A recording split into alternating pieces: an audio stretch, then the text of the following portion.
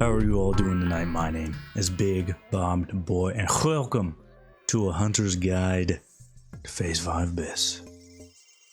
Phase 5 is in full swing, so I thought now would be a good time to talk about what Phase 5 BIS actually looks like. I already talked a lot about individual pieces of loot in my AQ20 and AQ40 loot videos, but let's take a look at the bigger picture here. So first up, I'm going to go ahead and mention Giant Stalker. Some people have this strange fascination with tier 1 and its 8/8 set bonus like it's god mode. It's a good set bonus, but it's not that good. Tier 1 can give you more DPS in a cleave fight, as in 3 or more targets the entire encounter, thanks to the 8/8 set bonus. But other than fights like that, you're not going to wear tier 1. The AP is just too low. Although it does have one hit over Dragon Stalker, which means you can swap on a different ring. That's kind of nice. But anyway, on to what I consider to be the actual BIS for Phase 5. And yeah, we're still wearing all tier 2. We're going to wear tier 2 for a long time. But let's break this down. Non-set pieces first. So necklace is going to be press doors. Really is just no competition here. Press doors is excellent and we really need that hit. The cape. It's going to be Cloak of the Fallen God with the +3 agility enchant. Now this is a small upgrade over Shrouded Mists, but it's going to be pretty heavily contested. Casters get some dope shit from Cthulhu's Eye, so it's likely we will be last to get it. Thankfully it drops every time, so you will get it eventually. Rings. We're going to need some hit here, and the Brood Ring is the best hit ring around, so we're kind of locked into that. The other slot, you do have some options. Ring of the Godslayer and Ring of the Kiraji Fury. Ring of Kiraji Fury? Whatever. They're both really damn good. I would say get whichever is easier for you to get first, because eventually we would like to have both. That way we can swap the Brood Ring out for the other one when we don't need the hit. Trinkets. Alright, so there's a whole heap of shit you can do with trinkets. Let's talk about the passives first. Black Hands is obviously still top notch. For the second slot, DFT is still best, but it's only a small AP gain over Eldrithalis, and we can't really count on its hit since we're going to be trinket swapping. Get DFT if your melee have it, otherwise you can stick with Eldrithalis. Now the unused trinkets, so shit, alright. Renataki's is still great and has its place. It's a great trinket, you're not going to get rid of it. Jomgabar and Earthstrike. So these fill the same role as an unused trinket to grant AP. Jomgabar is better, it gives more AP averaged out, but it does have that annoying ramp up time before it falls off, so you'll want to keep that in mind when you're using it. And Badge of the Swarmguard. Yeah, there's a whole bunch of shit going on with trinkets. The trinkets you use are going to depend on a few things, one being your opener. You can do some really crazy openers with Swarmguard, Jomgabar, Renataki's. But yeah, you're going to pull aggro. If you can get away with it, nice. Have fun. But you probably can't. You'll have to figure out your opener trinkets based on your tanks. Now, the effectiveness of Swarmguard is also going to depend on your raid. Is your raid using Sunder or Imp Expose? What about Annihilator? Is Annihilator actually stacking? If yeah, you can reduce a mob's armor to 0, and then Swarmguard isn't going to do shit at that point. But if the mob's armor is not at 0, Swarmguard can be really good, especially since you can stack it with another trinket. I feel like Swarmguard is also going to be really good on trash as well, because you're not likely to have Annihilator stacked up on trash.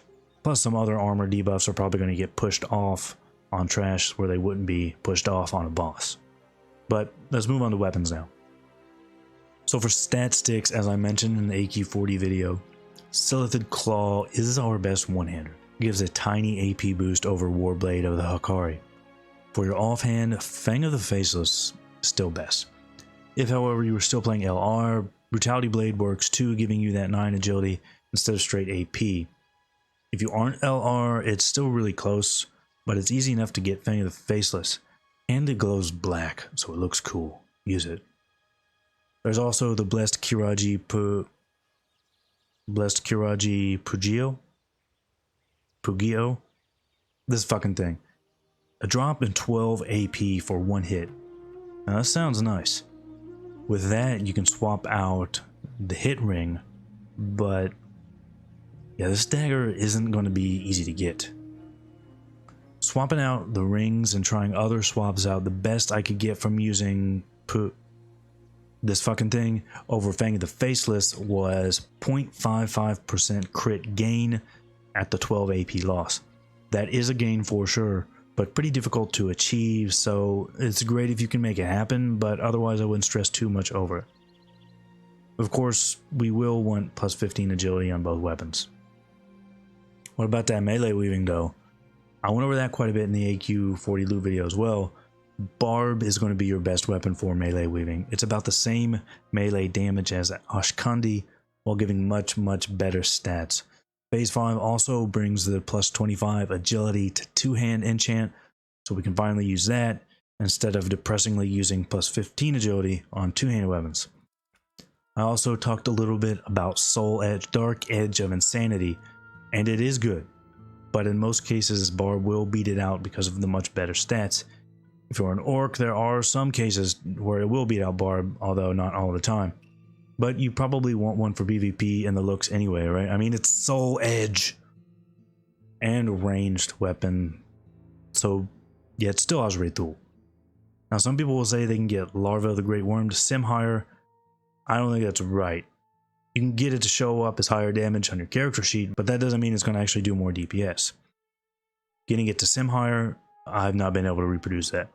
The 3.4 speed of Ash Rethul is just so conducive to hunter rotation. Slower speed is also just better for stutter stepping, so any fight with movement, Ashray is going to be even better than Larva. Maybe if you're a dwarf and you have an unlimited supply of cannonballs, you can make it work, but probably not.